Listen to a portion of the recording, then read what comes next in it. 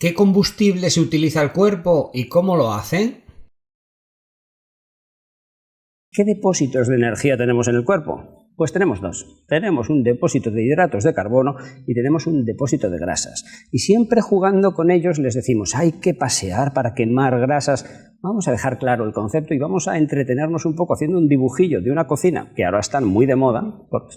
Voy a dibujar una cocina para simbolizar todo este tema del gasto energético y de dónde, de qué despensas corporales lo sacamos. Acuérdense, siempre son solo dos, es decir, el tema de los hidratos de carbono, mayormente la glucosa, y el tema de las grasas, mayormente los ácidos grasos. La idea es, vamos a dibujar una cocina. Dibujamos una cocinilla con la peculiaridad de que la cocina es de leña.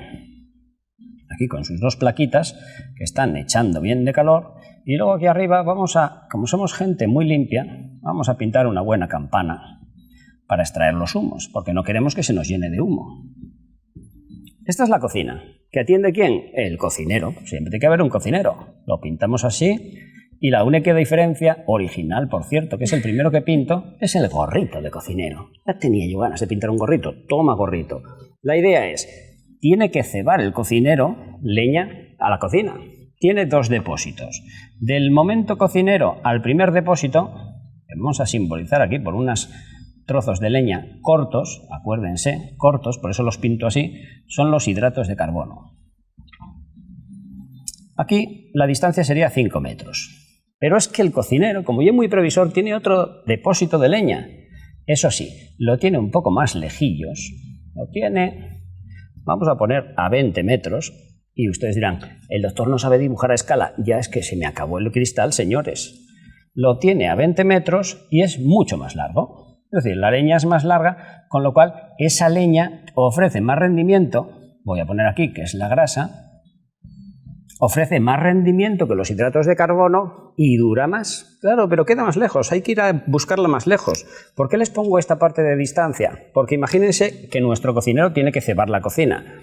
Lógicamente, cuando empieza a echar leña en la cocina, ¿qué va a ir? ¿A las quimbambas a por grasas? No, va a hidratos de carbono y ceba. Eso es lo que pasa cuando ustedes se ponen en movimiento. Metabólicamente es mucho más fácil consumir el glucógeno muscular y por lo tanto, ¿qué hacen? Los primeros 35-40 minutos tiran ustedes de glucógeno muscular, pero el cuerpo tiene ese otro sistema y cuando ve que están haciendo suficiente ejercicio dice, voy a ahorrar glucosa y voy a irme a por la grasa. Y entonces nuestro cocinero le da por hacer el viaje hasta la grasa y volver. Claro, está lejos la grasa. Por lo tanto, por eso necesita tiempo, por eso no va a por la grasa en el minuto 1, tiene que esperar al minuto 40. Y además no puede ir a por la grasa porque en este trayecto tarda tiempo en llegar si la cocina se está vaciando de energía, es decir, si tiene que cebarla mucho. Por eso, para consumir este depósito se necesitan dos características, que es un ejercicio mayor de 40 minutos y un ejercicio que en cuanto a intensidad de ejercicio sea submáximo. ¿Qué quiere decir esto? Que no echemos el bofe por la boca, porque si estamos corriendo a todo meter y no podemos correr más, en ese momento no es un ejercicio submáximo, es máximo y por lo tanto al cocinero no le da tiempo a dar todo este viaje y ¿qué hace? Ir corriendo a los hidratos, ir corriendo a los hidratos, ir corriendo a los hidratos. Es cuando gastamos el glucógeno y llegamos al sprint final destrozados de la vida. O cuando estamos paseando y vamos tan emocionados paseando que llega un momento que tenemos el momento pájara. ¿Por qué? Porque hemos agotado. Vengan ustedes a ver si se me da bien dibujar locomotoras, vengan para acá, vengan para la pizarra, porque vamos a emular a los hermanos Marx en su película de que se van al oeste y en el que tienen que huir y tienen que echar aquello de más madera para la locomotora para salir corriendo. Al final acaban cargándose el tren. Pero es lo que puede pasar a los deportistas. ¿Por qué? Porque los deportistas necesitan esa locomotora que tienen tan buena y tan fantástica, con su chimeneilla, que puede sacar más o menos vapor, pero claro, es locomotora, es lo que da el movimiento. Claro, tiene que llevar combustible. Y la locomotora del cuerpo, ahora vamos a hacer el símil de dibujo, pero vamos a centrarnos verbalmente en el cuerpo. La locomotora del cuerpo solo traga un tipo de leña, que es el ATP, adenosín trifosfato. Es la moneda energética, Y el cuerpo es así de peculiar y no aguanta nada más. Por eso nosotros tenemos que conseguir darle ATP, porque claro, ustedes dirán, bueno, pues comer ATP. No, eso es difícil, porque el ATP, el que tenemos nosotros en el cuerpo, solo nos vale para 2-3 segundos. Es decir, si a mí ahora mismo me picara el orificio nasal derecho y me lo fuera a rascar, solo con subir, hacer ña, ña, ña, y bajar, ya consumí el ATP. ¿Y ahora qué hago? ¿Cómo hago el resto del programa? Pues necesito un suplemento extra. Pues no uno, tenemos 3. Por lo tanto, nuestro vagoncillo puede tener 3 subvagones.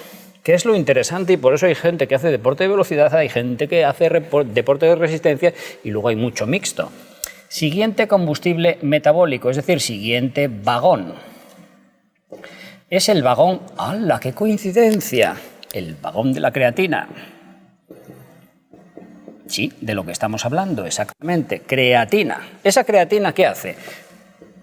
Grupos fósforo se los pasa al ATP, que ahora ya no es ATP, es ADP, porque echó el fósforo a quemar a la locomotora y le va dotando de más combustible. Es decir, 2-3 segundos se gastó, ¡hola! Vamos al depósito de creatina. Tampoco es eterno.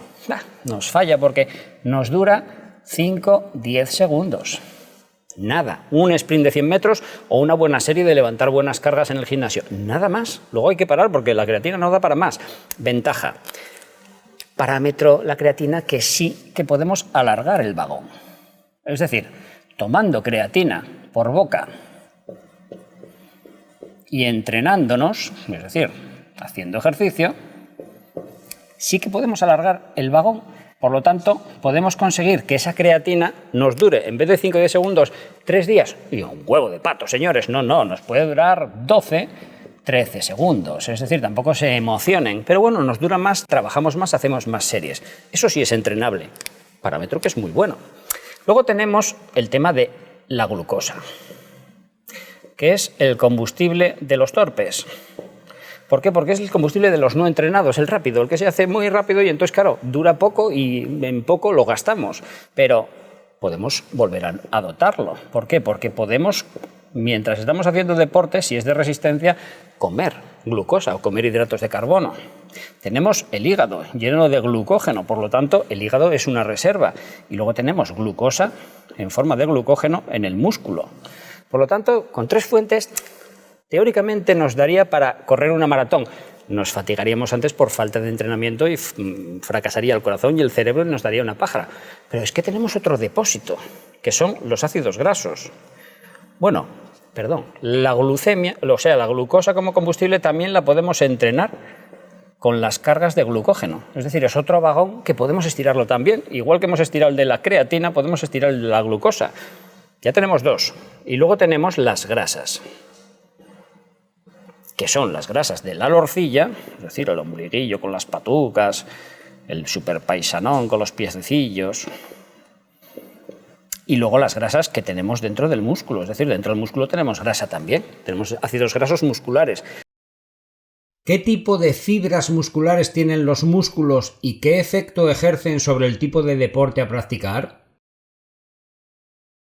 Ustedes tienen un trozo de carne llamado músculo. Ese músculo está compuesto de fibras y esas fibras las hay de 2 tipos, las lentas y las rápidas. Quédense con eso, porque eso determina el tipo de ejercicio para el cual está mejor destinado ese músculo. No quiere decir que ustedes estén predestinados a un tipo de ejercicio, sino que a alguno de que con respecto a otro se les va a dar mejor, claro, porque tienen más de unas o más de las otras. ¿Cuál es la diferencia? El color. No lo sabemos, nadie mira los músculos por dentro. La diferencia es metabólica, la diferencia es el trabajo que desempeñan y por lo tanto la cantidad de materia prima y la cantidad de energía que tienen que consumir. La gente que tiene mucha fibra rápida son la gente que está muy dotada para deporte explosivo. La gente que tiene mucha fibra lenta es la gente que está dotada para deporte de resistencia. Claro. Y ustedes dirán, ¡hala! Pues yo quiero saber cuánto tengo de rápida y cuánto de lenta. Ya, pues eso no lo sabemos. Y no lo podemos saber. ¿Y qué tenemos que hacer para saberlo? Coge ahí un trozo de músculo, lo cual no es muy bueno, porque si yo le hago una biopsia muscular y le arranco un trozo de músculo, le hago un punto de debilidad, de tal manera que cuando vuelva a contraer ese músculo, igual se le rompe. Señores, ¿quieren saber realmente en qué se difieren las lentas de las rápidas? A la para acá. La idea es, Les he dicho que la diferencia es metabólica, es decir, en lo que curran. Vamos a dibujar una fibra normal y corriente. Una fibra normal y corriente que tiene dentro su chimeneilla. ¿Por qué? Porque, claro, necesita generar ese calor energético, que es lo que hace que se pueda contraer. Claro, ¿para eso qué necesita? Necesita combustibles, necesita leña. Necesita una montonera de leña de dos combustibles, que son ácidos grasos o glucosa. Pero también necesita una sustancia que acelere o no ese quemar del combustible, que aquí tenemos una casilla que puede o no tener oxígeno. Ya saben, químicamente se pone como O2. Eso es el estándar. Eso sería una fibra estándar. No se habría diferenciado ni a tipo 1 ni a tipo 2. Vamos a diferenciarlas. Vamos a ver. La tipo 2, que es la rápida. Bueno, voy a poner la flecha también y así no tengo que andar aquí desenfundando rotuladores. Tipo 1, que es la lenta. La rápida. La rápida se necesita para hacer deportes explosivos, por lo tanto necesitaremos ahí una caldera del copón. Por eso es un fibrón.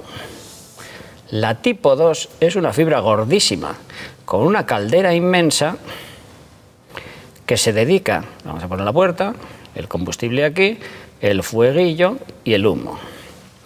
¿Qué quema? Todo muy rápido, todo a toda leche, como dicen los castizos, y por lo tanto, ¿qué necesita? Necesita el combustible rápido, que es la glucosa. Pero claro, es tan rápido todo que no da tiempo a que utilice el oxígeno, por lo tanto la estantería de combustible, de acelerante de esas reacciones, no tiene oxígeno, entra en aerobiosis, es decir, en quemar esta glucosa sin oxígeno muy rápido. Por lo tanto, ¿qué problema tiene? Sí, contraerse muchísimo, pero dura muy poco, porque empezamos a acumular láctico, se intoxica el músculo y ya no funcionamos.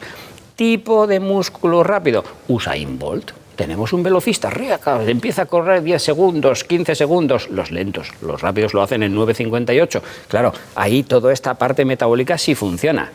Por eso también verán que Usain Bolt tiene mucho peso, es decir, tiene mucha musculatura. Vamos a la lenta. La lenta es más tranquilina, más pequeñina. Tiene una calderina así pequeña, sí, pequeña en tamaño, pero madre lo que rinde esta calderina. ¿Por qué?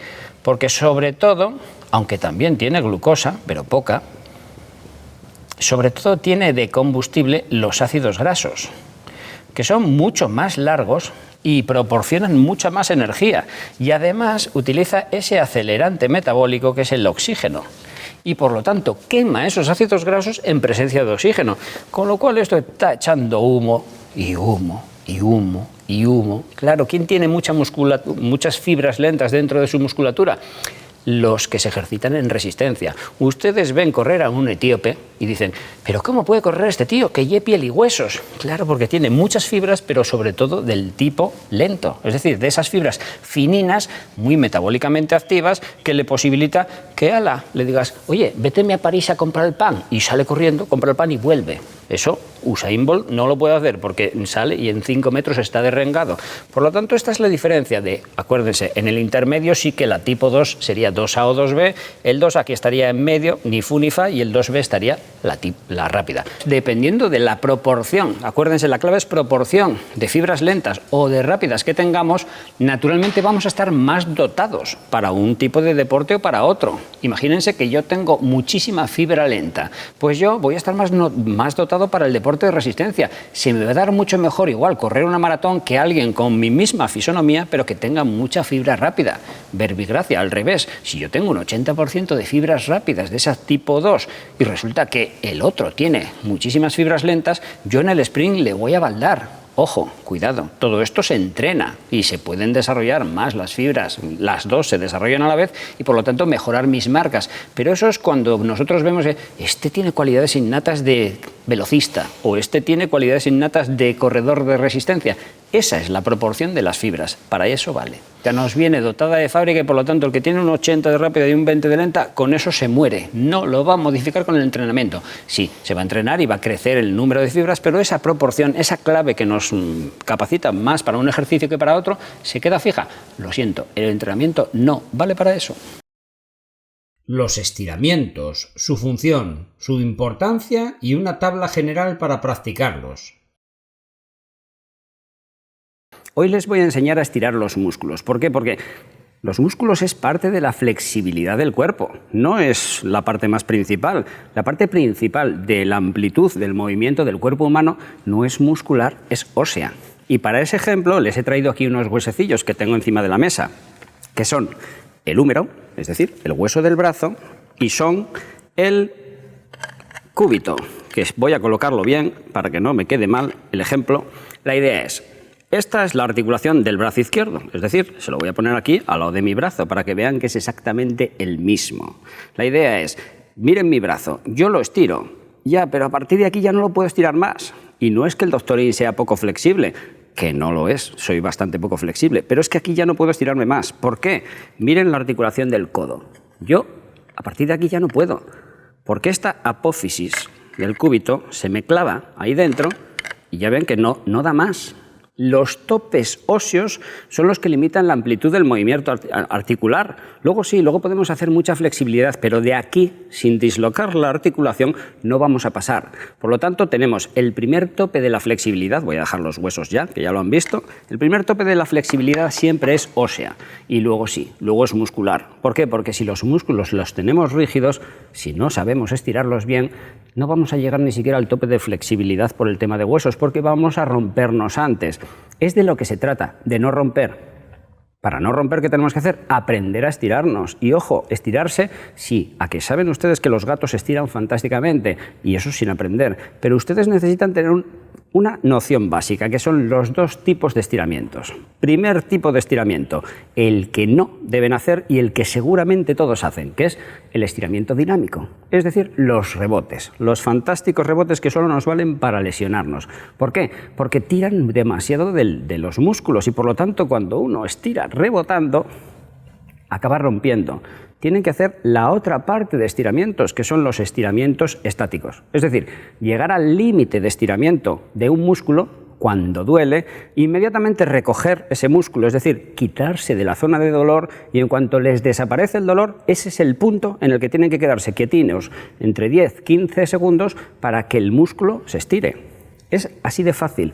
Esos son los estiramientos que tienen que hacer al empezar cualquier ejercicio, calientan y hacen el ejercicio. Si son deportistas profesionales y si saben competir y después de 20 minutos de buen calentamiento quieren hacer esos estiramientos dinámicos, esos de rebotes, sí pueden hacerlos. ¿Por qué? Porque ya toda la maquinaria está en marcha y ustedes conocen los límites.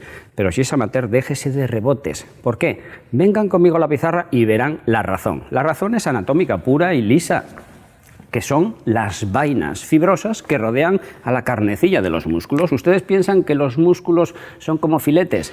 Sí y no. Es decir, la estructura contráctil de la musculatura son proteínas que están metidas como cremalleras. Y que luego sí, luego unas se meten para adentro, otras para el otro lado y acortan el músculo. Vale, perfecto. Esta es la parte contráctil, de disminuir de tamaño. Pero es que el músculo, cuando nosotros tenemos el músculo entero, ese que siempre pinto yo como si fuera del increíble Hulk, y vamos disociándolo en sus unidades más pequeñas, nosotros tenemos que, al coger un trozo de músculo, tenemos fascículos muy grandes que contienen otros grupos de fibras. Y esto que les pinto yo en negro no es el límite virtual, no. Estas son las vainas que se llaman los misios, en este caso el perimisio y el endomisio, que es lo que hay que estirar. Luego sí, luego esto también tiene unidades más pequeñas y todas tienen unidades más pequeñas, de tal manera que la más pequeña de todas acaba siendo la proteína, es decir, la parte contráctil. Pero las bolsas de plástico en donde están contenidas es las que nosotros tenemos que estirar. ¿Por qué? Porque si no las estiramos, cuando demarremos, cuando arranquemos, cuando frenemos, aquello va a romperse, porque nuestro mecanismo neurológico de control de la flexibilidad no va a haber calentado. ¿Se acuerdan que nosotros teníamos el músculo?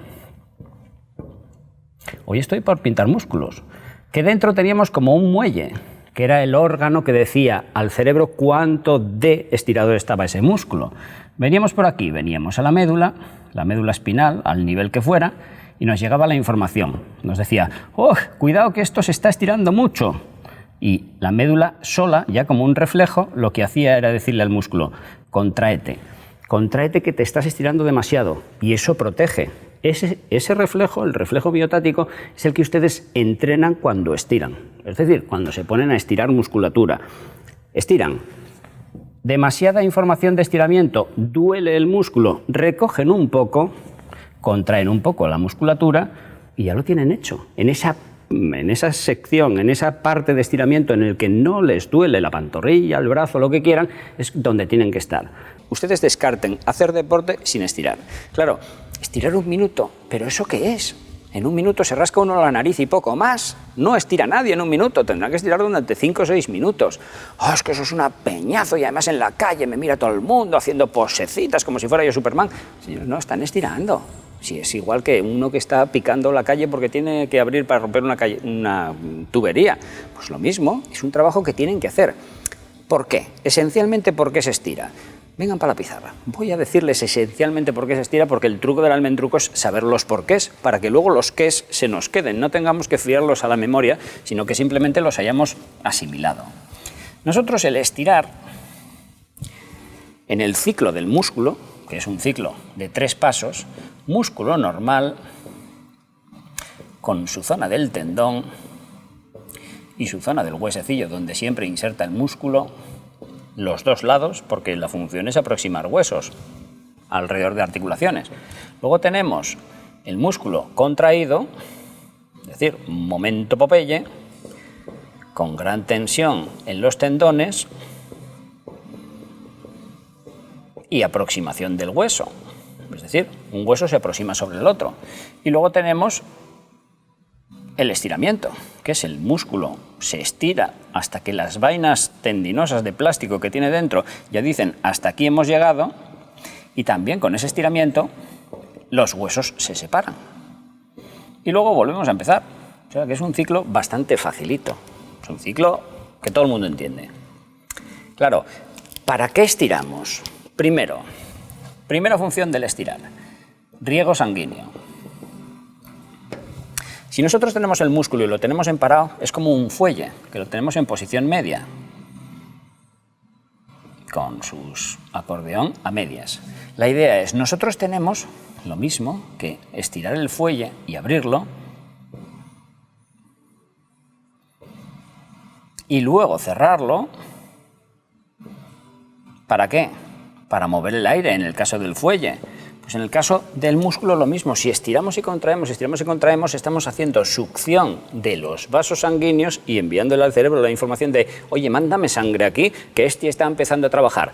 Mandamos sangre y por lo tanto mandamos oxígeno y mandamos nutrición. Ese músculo calentado por esos estiramientos va a funcionar mejor. Y luego lo segundo es el órgano de control, que es la médula espinal. De un músculo, por ejemplo, el bíceps de un lado y el tríceps del otro lado, vamos a poner bíceps y tríceps. Cuando yo contraigo el bíceps, es decir, lo estoy contrayendo y hay mucha tensión en esta zona, hay unos órganos que dicen, aquí está poniéndose todo más apretado que los tornillos de un submarino, haz algo, cerebro, en este caso médula, y manda la información aquí. Y la médula dice, oye, tengo 2 posibilidades. O relajo este músculo para que deje de hacer tensión, o si no le da la gana, voy a estimular al contrario, en este caso al tríceps, bíceps por aquí, tríceps por aquí. ¿Para qué? Para que al contraerse este, el otro se estire y por lo tanto ni se rompa ni aumente la tensión. ¿Eso con qué lo hacemos? Agonista, antagonista. Eso lo hacemos con los estiramientos. Por eso tenemos 2 tipos de estiramientos, les dejo ahí con los dibujillos. Tenemos el estiramiento estático, es decir, nosotros estiramos todo lo que podemos, estiro, ¡ay madre, me empieza a doler! Y entonces desestiro un poco y lo mantengo 5 o 10 segundos. Aprendan a hacer ese porque es el fundamental. Repito el expediente. Ustedes estiran todo lo que pueden, les empieza a doler, les empieza a tirar, dejan que se relaje un poco hasta que ya no les duele y se quedan ahí 5 o 10 segundos. Acuérdense, factor dolor. Es decir, están acostumbrando a ese arco miotático, a ese reflejo de tensión para que se vaya desensibilizando y les permita correr. O si son deportistas o tienen a alguien que les enseña, me pueden estirar en modo rebotes. Pero eso es más peligroso, porque en los rebotes se pueden lesionar. Vamos a hacer una tabla de flexibilidad para que ustedes aprendan a ser flexibles, que la puede hacer todo el mundo y la puede hacer todo el mundo ¿dónde? En su casa tranquilamente. Entonces voy a hacer yo el momento flexibilidad. Vamos a colocarnos aquí, vamos a empezar a hacer flexibilidad. Ahí tienen cómo se empieza. Regla anatómica. Empiecen la flexibilidad de la cabeza a los pies, o de los pies a la cabeza. En mi caso voy a empezar de la cabeza a los pies, porque la cabeza del doctorín es la que más funciona. La idea es el cuello. El cuello hay que estirarlo ¿cómo? Pues girándolo. Yo lo giro hacia un lado y hacia otro. ¿Cómo no tengo que hacerlo? Así. Dando rebotes. Acuérdense, no al rebote. ¿Qué tengo que hacer? Girar así y decir, ¡ay madre! Ahí me duele. Recojo un poco y digo, ahí no me duele. Y me quedo ahí 10 segunditos. Y luego me vuelvo a enderezar. Para el otro lado, lo mismo. Misma práctica. Lo mismo que he hecho para los lados, para abajo y para arriba. Para abajo y para arriba. No tiene más pega. Y lo mismo para los laterales. Voy a ir a intentar tocarme el hombro con la oreja. Haciendo esto, ¿qué he hecho? El cuello ya lo he soltado, ya lo he estirado. Vale, cuello hecho, me voy a los brazos. ¿Qué tengo que hacer con los brazos? Exactamente lo mismo, intentar que esa musculatura estire las vainas y que el reflejo no me duela mucho. Encogerse de hombros diciendo no lo sé, ¿qué estira? Los trapecios. Entonces yo dejo caer los brazos y ¿qué hago? Subo para arriba, digo así. Quedo así 10 segunditos y bajo. Y lo voy haciendo, de tal manera que ya voy calentando y estirando a la vez. Luego la circundar los brazos, ya ven que es, a ver si tiro los micros y todo eso, es hacer molinillos con los brazos para adelante y para atrás. Yo que había conseguido no sudar hoy y ya estoy empezando a sudar de tanta gimnasia. Lo mismo para intentar abrazar a alguien. No lo voy a hacer entero porque abrazo mi micrófono, pero sería para adentro y para afuera. Es decir, están ustedes estirando toda la parte de los deltoides, de los músculos del hombro. ¿Con eso ya tienen estirados los brazos? Vale, vamos al tronco. Se me ponen en modo top model, en modo manos en las caderas. ¿Y qué tienen que hacer? Pues girar el tronco. Es decir, pies quietos, ¿qué giro? Los hombros. Entonces tengo que girar para aquí y tengo que girar para allí. Acuérdense, movimiento, ¿qué es? Hoy yo aquí noto que me tira un poco la espalda, pues me corrijo un poco, me quedo así y ya está. Y luego para el otro lado exactamente lo mismo. Al principio tendrán menor amplitud de movimiento, luego irán aumentando. Lo mismo el ejercicio crítico en el que todo el mundo coge el lumbago, ¿cuál es? La flexión del tronco para adelante. Es decir, yo me inclino hacia adelante. No es que me incline tampoco, señores, es que tampoco voy a hacer que se me caiga todo, pero la idea es, si yo aquí ya me estuviera doliendo, tiro un poco para arriba y entonces recojo. Y lo mismo para los laterales, la flexibilidad del tronco lateral, exactamente lo mismo. Yo estoy estirando los oblicuos y los serratos del lado contrario. ¿Parezco un tente tieso? Sí, señores, pues de eso se trata. Ya he hecho tronco. Una vez hecho tronco, me voy a piernas. ¿Y piernas qué es? La típica agachadilla. Me agacho y me levanto. Es decir, me tengo que agachar. Fíjense que está chascado una rodilla. Me agacho y me levanto, no tiene más pega. Se agacharían hasta abajo. Y luego para estirar la parte posterior de la pierna, ¿qué tienen que hacer? Pues agarrarse a alguna superficie o alguna pared y dejar el pie para atrás. Y es lo de siempre que les digo de los gemelos y del sóleo. Si yo estiro por aquí y me está doliendo, ¿qué tengo que hacer? Levantarme un poco y aquí ya no me duele. Me quedo los 10-15 segundos y ya está, tan campante. Luego de la otra pierna y hecho. ¿Se dan cuenta? Cabeza, brazos, tronco y piernas. Es así de fácil. Yo voy a ir a la mesa otra vez a apoyarme porque ya ven que estoy ya hasta sudando y la idea es esa. Ahí tienen los ejercicios de flexibilidad de las extremidades inferiores. Acuérdense, da igual, no hace falta que los copien, si simplemente con haberlo visto y pensar un poco en descendente de cabeza, brazos, tronco, piernas, ya lo tienen hecho. Si le ha gustado el contenido de este vídeo que acaba de ver, seguro que este otro vídeo también le interesa. No olvide suscribirse al canal y activar los avisos.